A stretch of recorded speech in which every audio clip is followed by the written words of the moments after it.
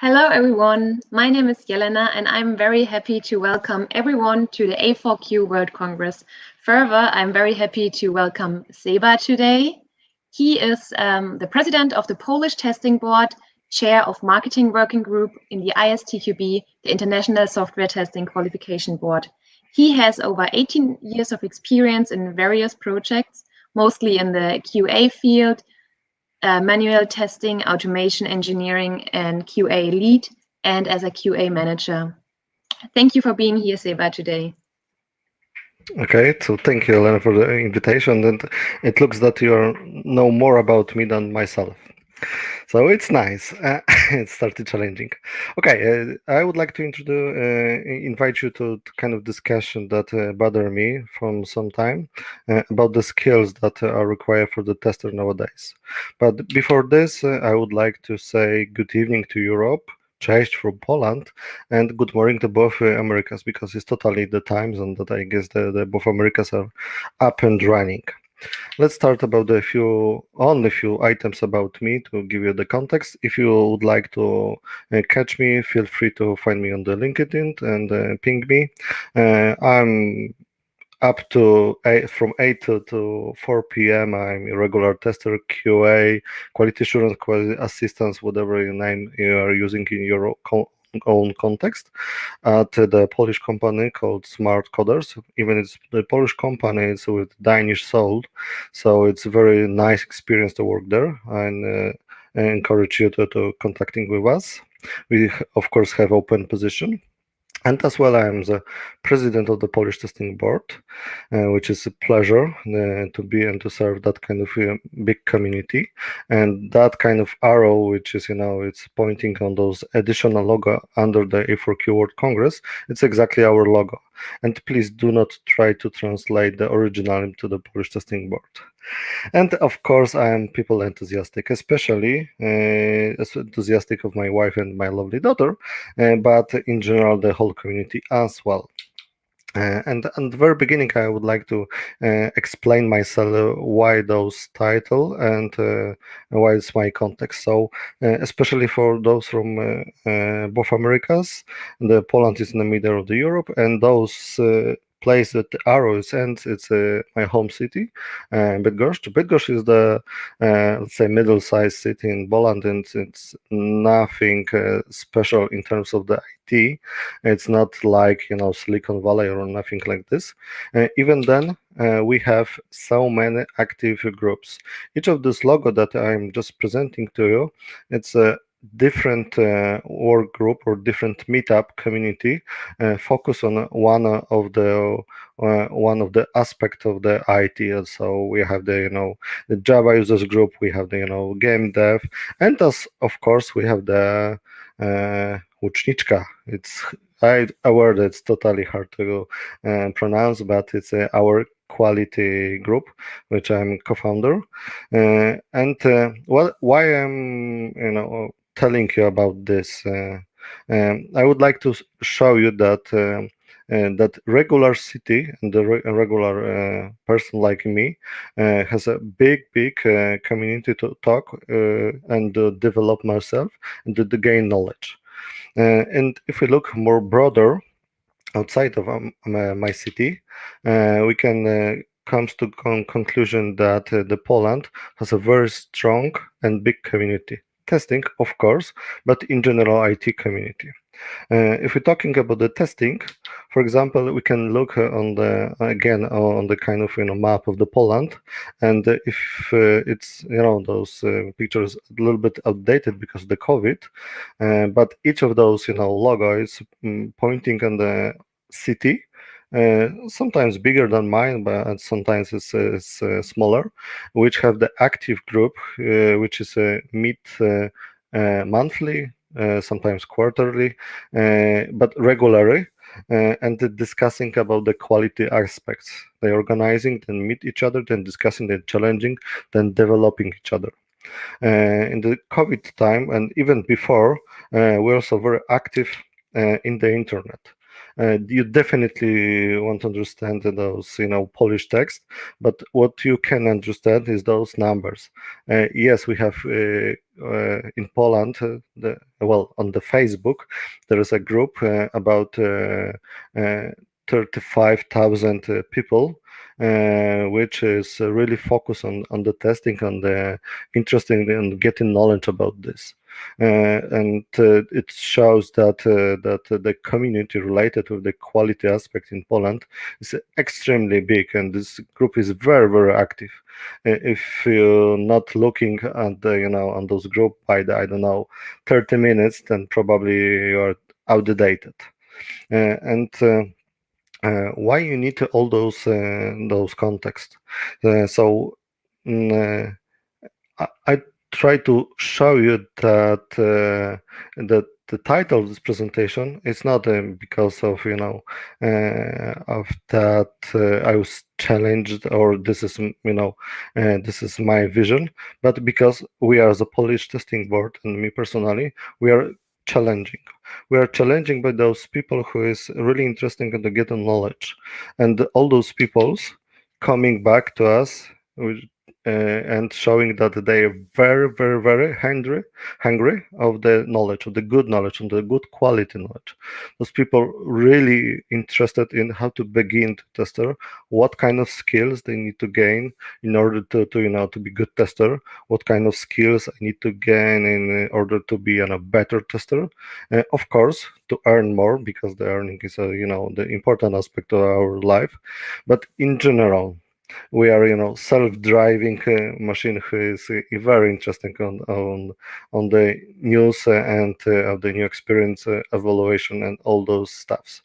So we as a Polish testing board also has kind of ambition to try to answer that question. And my personal perspective as a trainer as well, but as a member, of a regular member of our community, is that I think the coaching is the best way how you can find the other person, understand his, and help him with kind of self-development, show him or her, of course, the good quality material to talk with them, and ensure that the what those persons understanding what was really important in that kind of message. But the coaching, especially in terms of looking of me, my humble person, it's not scaling at all. So we need to find a kind of better solution how we can help bigger number of the people.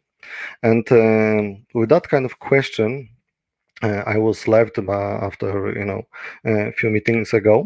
So I started Googling, and it was just like 1, 2, or 3 weeks ago. I even without deep Googling, it was pretty obvious that the topic is still hot. For example, the Eric just released the paper on the Eurostar. If you don't know, it's one of the biggest conference in Europe. It's which talks about the I shape, T shape, P shape, M shape, all shape of the tester. So the showing the models how the you can develop as a person, as a tester as well, and even not looking that far on now our lovely conference A4Q World Congress. We have at the very beginning of this event the talk from the Paul, which explaining the new model of the testing, and as well he part of this was that he explaining what kind of challenges is waiting for the tester in the digital world. It's showing that as the topic is very, very important. And the same yesterday, for example, we have nice talk from Graham, which talking about the next generation of the tester. By the way, NG is test NG, so it's Java framework, so it's kudos for a great name. But despite the title, he's talking about the very important aspect how we can educate ourselves, and how we can develop ourselves. And just this is just an example. that there's not only my own, local Bydgoszcz, my home city context. It's not only the Polish concept. Context, or it's not only even the developing countries like Central East Europe context. I guess this is the cross world context, and there's always people that there are kind of have bigger experience, and there is much more people that are really interesting how to begin the journey of the IT.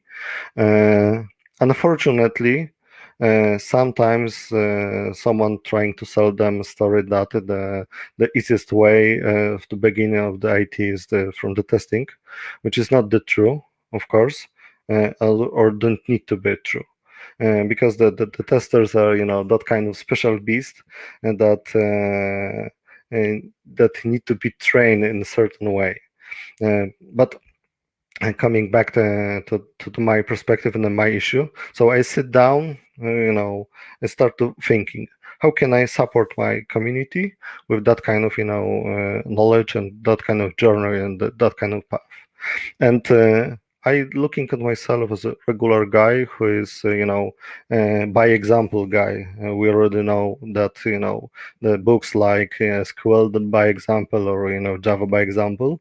So in my case, and my experience proved that by example, it's one of the best approaches and the easiest approaches that we can gain, that we can share. So I started to how can I give the by example experience to anyone. And again, there we can develop in at least two aspects, like I call it hard driven skills, and the soft driven skills. And I need to admit that maybe it's my perspective, but I have feeling that I'm not different than the other people by this, talking about the conference and discussing with different people from my geographic location. That especially if you're beginning, you are very focused on the hard skill, because you're very hungry, and you need to you're very interested in how to start, or to gaining a kind of skill that allows you to start working. And the soft skills are usually not so important, because we think that we already have that kind of skills, because I can talk, we can understand each other, so I don't need to bother about the soft skills. And in for my case, because we are as example, those kind of journey in the path start in exactly the same way. So my career started too long ago. This is, kind of random number that I managed to remember. But up to today, I'm very, very grateful for my mentee that was, pushing me to certain activities at the very beginning of my career. Because the at the very beginning of my path, I was really focused to either to manual testing, but what is more important, I was very focused on the designing testing. It was of course started from very easy features, very easy requirements, but in that time I spent few years of designing the right test, or choosing the right techniques to write challenges. So I don't for me for my context, from my perspective, I can't imagine a situation that somebody is talking on himself that he's a tester or she's a tester, but she's now don't know the basics. She don't know the stuff like the difference between the black box testing and the white box testing.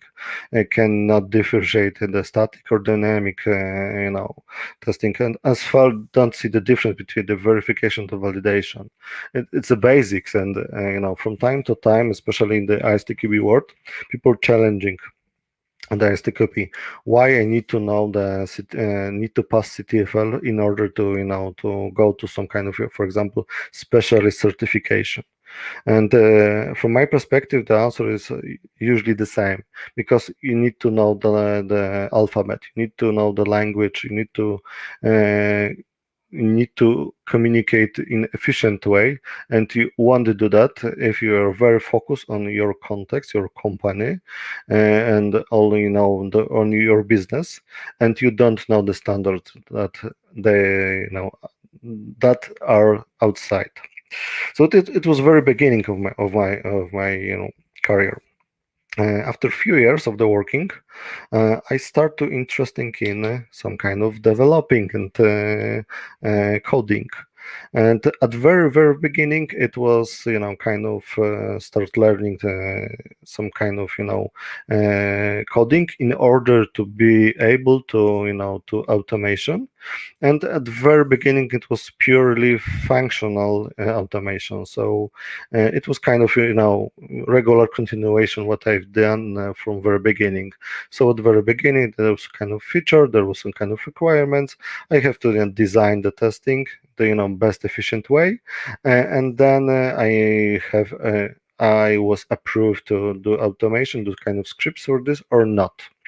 And this is very nice and important thing to give you a tip, because let's imagine the situation that I would skip those first step and be in the second step.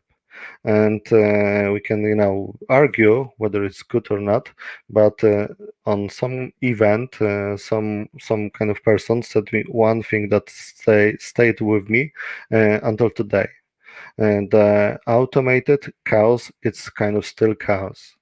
So if you don't know how to automate manually something in an efficient way, even if you're able to develop, and even if you're able to develop in the very efficient way, in a very very high level skills with all those good pattern, all those stuff, but still the value that you deliver through this automation will be really low, and eventually your automated script will be put in the bin because it won't bring any value.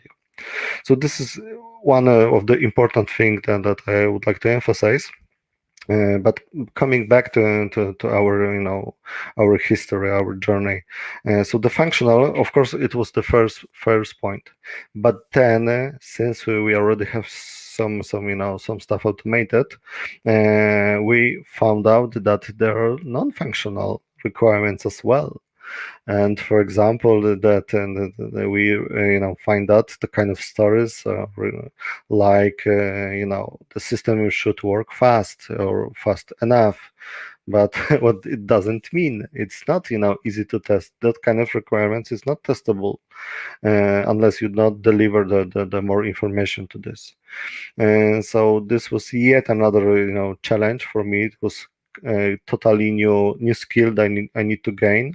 So if you look at kind of T-shaped, this is for me the second dimension of those letters I need to learn. So it was extremely nice experience. I have that kind of easy situation that the system that I was testing in non-functional way was much easier that we currently have. So it was it was not as challenging as it's today, but it was fun, and it's give a very insight information starting from the deep layer, how the system is working, how the architecture looks like, how it's behave under the load, under the heavy load, stress load, or even the peak load, or without this. And mm, this was again very big challenge. But the time is going, and the me as well as anybody else has the natural tendency to developing themselves. So I start to look around for any different any different challenges that I could face with. And sometimes a few years after, I reveal yet another quality characteristic that could be or should be covered. And in that time, it was that we start with the question, maybe our system should be secure as well. Of course, we all remember the times that the security was added at the end of the product life cycle as a kind of feature that yeah, it's secure because I don't know, we changed the administrator password. But this time was for me that we really start to thinking about how to build in the security from the very beginning. And again, we need to remember that even if we at the very beginning we was only the tester,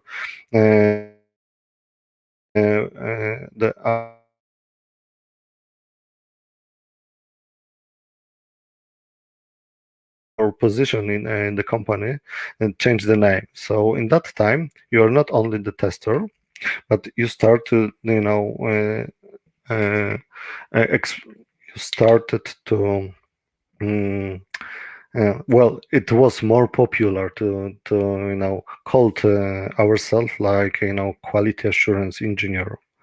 And if we are really looking on the quality assurance, that it's easy to recognize that it's not the quality control only, but it has to be more. And fulfilling the definition of this quality assurance, that we need to look on the process. And in that time, it was yet another step for me, because not only the coding, the system, the architecture, all those stuff, not only the testing techniques and designing, but the process. The process is also important, and of course, we cannot look at the security from the simple pen testing perspective that we are tester, but we are more aggressive way of the testing, and we need to break the system. This is not the security. This is only small flavor of the security. To introducing the real security from the system was that you need to learn about the process, need to think at the very beginning of the design. You need to start to looking under the old third-party dependencies. You need to check the vulnerabilities and many other activities that was just introduced, and somebody need to face it. And that time it was me. So in general, we have three skills, and each of them can be developed in a very further way. And I would like to say one important thing, that this is my journey, my context, and if any of you will stop here and, for example, on non-functional or maybe on the security level, it's totally not that it's some kind of bad, or you are not developing itself. It's not true, because to be honest, it's having experiences that areas. It's never ending work. So you, especially that if you would like to be a really great I don't know, performance testing performance tester, or really great security tester, a white hat, of course, that is endless of knowledge that you need to gain. So it doesn't mean that you have to look for new challenges. But in my situation, in my context, there was change of the company, and I was being challenged to some other stuff that I was not aware again before about this. And this was kind of usability and accessibility. And for example, even today, we started the Polish track talking about the accessibility stuff, showing how important is currently. In that time, it was yet another challenge from my perspective, because we thought that yeah, the system needs to fulfill the requirements. The system has to be, of course, quick. The system need to be secure, but nobody cares about the accessibility stuff. We already know that there is something like a WCAG standard. There's kind of node that you can get. There's a good practice from this, but since we're not delivering to the public any product, was not bothering this at all. But then from some point of time it was changed, and we start to introducing the standard. We start to testing and we start to wondering how to build in the design. And what is even more important, we can look on this aspect a little bit broader again, because it doesn't have to be the accessibility, themselves. We can look here as a kind of good practice in the UX designing. So at this point, I started looking on the quality related person, not only as a person who is able to check whether the software is working or not only understand the non-functional requirements, and not only is aware of the risk related with the security, but also is involved in designing the interfaces. It's checking, for example, how quick the end user can reach to some kind of activities or kind of service that he is requesting.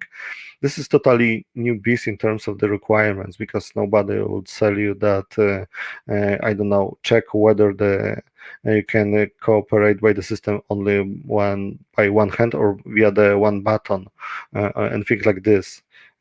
Usually it was part of the contract that we should fulfill some kind of standard, but at that time it was kind of yet another opening for my mind to there is a totally new world about this.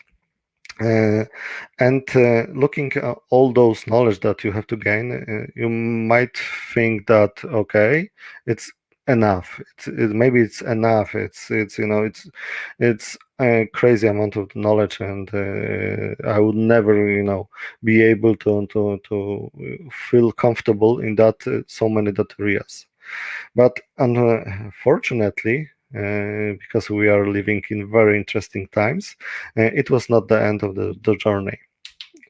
I hope you all recognize our testing pyramids, because usually on the testing conference, at least one presentation is keep in remembering that there is kind of pyramid, and talking a little bit about this. And for me, and that time when they talking about the yet another challenges that was approached to me, that I revealed yet another step, which is which was kind of hidden for me before. And that's why it's the kind of question, haven't we forgot about anything? And probably you're already aware of what kind of layer, or what kind of test I'm thinking of. Yes, I'm thinking about the cloud. So the cloud is a kind of keyword or buzzword, but in general, it's we are talking about the new technically possibilities that we started to have, that coming from that our machines start to be much more powerful, and the whole communication increase, and there's a technology that start to addressing the concept that was before proposed only on the paper. And even if I'm learned from very classical world, and before this I have a kind of server, a kind of hardware equipment, kind of front end, and everything is working, and you might understand how it's communicate to each other and depends on each other. And now we're in totally different place, and we are now testing the serverless system. So let's imagine the situation that you have endless resources like CPU or memory or persistent. And let's go back to my second step, when I have non-functional testing. On that testing, it was fairly easy to monitor the system, but if I have the situation that it's endless, so how to find the the kind of point when we're reaching to some kind of requirement, some kind of boundaries. For example, if you make kind of mistake, years ago, the host was reached his boundaries, rebooted, and you was able to troubleshoot this and understand the situation. Now, in theory, you had done that kind of situation maybe not be observed in some easy way. And of course, together with the technical aspect, there's also DevOps kind of revolution that have taken place, and now we have started to have in our team the ops engineers, and the word related with the deployment, it start to be just near us. And there's a great opportunity that some of the testers are using, that they started to talk each other, communicate each other, and to work each other. Of course, it was at the very beginning caused the situation that business started thinking maybe that testers are not so much needed, because we have the endless resources. So maybe if there's leak, it's not big issue, because we have the software distributed on many servers, and if the one of them is gonna reboot it, it's not impact our service. And as well the other the quality stuff. But fortunately to us, to the tester, it was only just a kind of code that was not defended too much. But it introduced a totally new way of the looking of the testing of the quality, because we start to building the system, and not afraid of the kind of fault tolerance, or kind of edge situation, but we started much easier to testing this.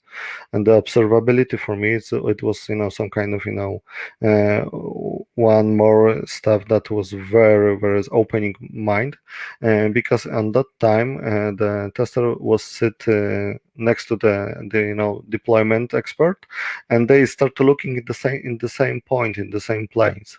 So, and there's a big advantage that that the deployment or the whole administration of the production of the system was getting not only the system that was tested well, but they also got the whole ecosystem near this system.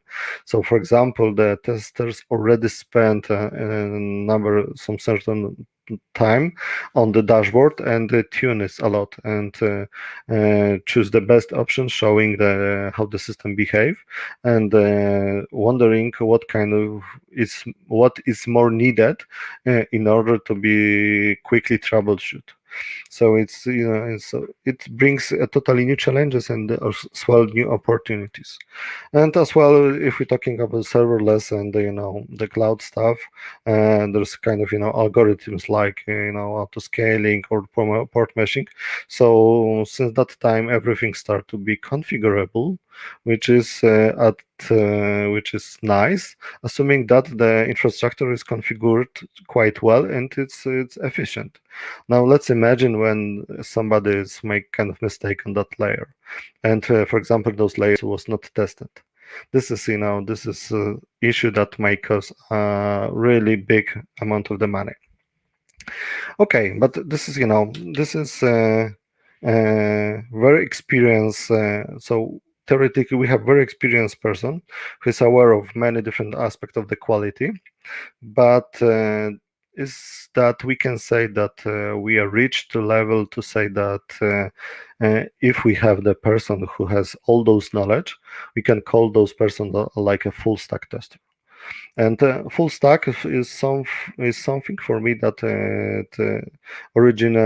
originated from the full stack developer. But in the developer's world, at least it's my understanding, is that person who is he's very keen to technology, and he's able to deal with any, and is able to deliver some feature to back and front end. He's he's a kind of coding machine. But we need to, but as well is limited to technology. But if we look onto what testers, on what quality assurance people is doing, there's a question whether it's that only the technology and the coding is the only aspect that we are co-working with. Of course not. A huge part of our work is kind of communication. So does that mean that full stack tester has to have the communication skills? For me, definitely. But mm, up to now, we haven't discussed yet about the soft skills too much. Uh, but let me come back to this later, because please remember that we started with the context, the person who's really focused on the hard skills and that don't valuable and soft skills. And the second tip that I can give you, please look on the face of this soldier at the very front. Is he happy? From my knowledge experience, he is totally not happy.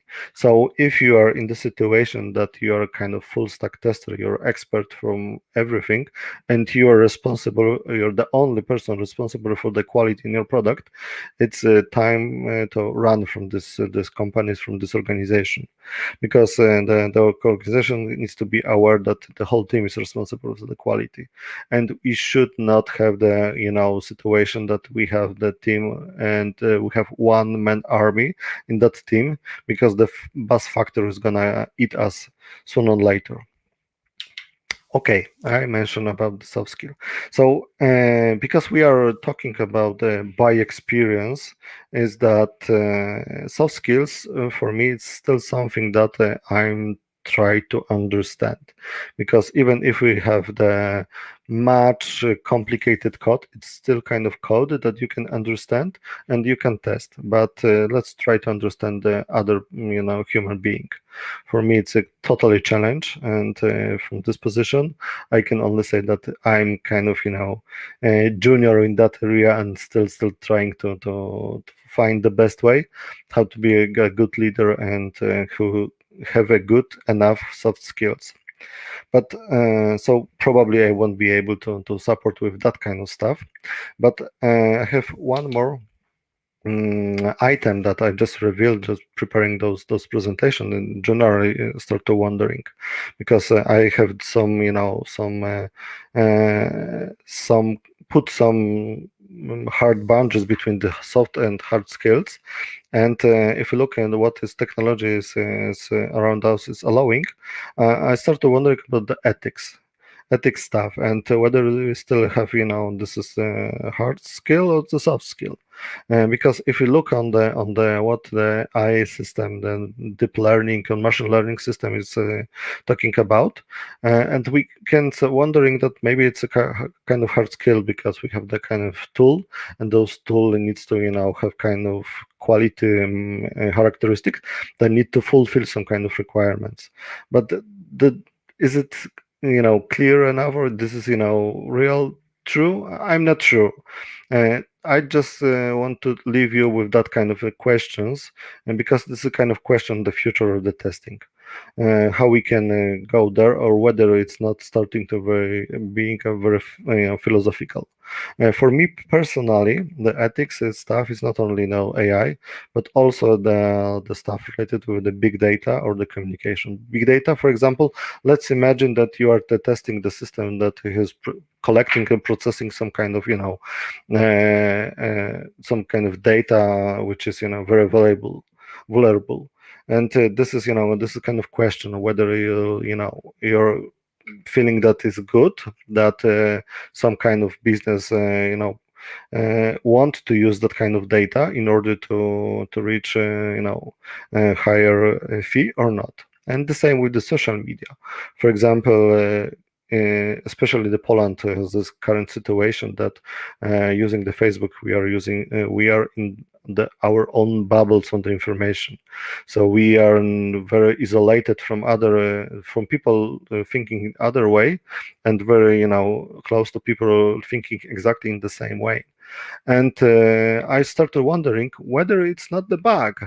Of course, we know that the system was designed in that way, but it's not. It might not be the situation that the tester should stood up and say, "No, it's not ethical. It's kind of bug. We need to, fix it." And that kind of question is bothering me, so I invite you to a conversation and maybe to challenge that kind of stuff.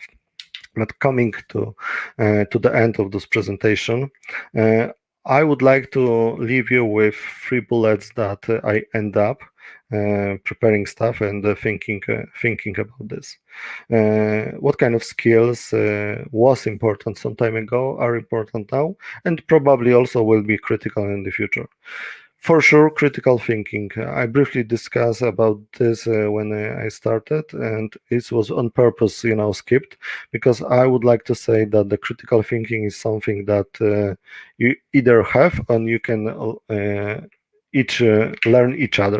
It's nothing that you're gonna take some kind of course and somebody or anybody will give you that kind of knowledge. You have to, skill that knowledge.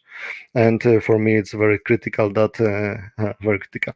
It's very important that the tester have that kind of mindset and have that kind of mindset built in his as a person. Okay, yet another things, soft skills. Of course, we are much more agile DevOps world and the communication, and we all know that the system try to communicate people as well, and we always face the kind of challenges with this. And the hard skills, despite the path that I already presented for me, the coding, because I know that some time ago, I don't know how it's gonna look on the other geographic regions, but in Poland there is a vivid kind of discussion of whether the tester need to have the skill about the coding or not, or developing. In my opinion, it has to have at least some those person don't need to be a really great coder who's generating then number of lines of codes quickly, but he need to understand how the code is working and more or less what is doing. And the same with the architecture. We have to be the engineers. We won't be able to test something that we don't understand. So you don't need to be a designer. You don't need to propose the best solution. But if from the design you see that kind of architecture is applied, you should be aware of kind of risk or the weak or strong sides that kind of architecture should have. Okay, so I guess this is my time for question and answer, and waiting for your answer. This is some kind of nice picture about the communication issues. Irena, do we have any questions? Thank you, Seba. For now, we don't have any questions, but we did receive nice greetings. Okay. And also, Greg, who was doing like a presentation earlier today, he said, very nice presentation and experience sharing, good job. And he had to leave during the presentation, but that's no problem, as the presentation will stay online. So you can check out ISKI, GISQ, or A4Q social media channels to re-watch or finish watching the presentation.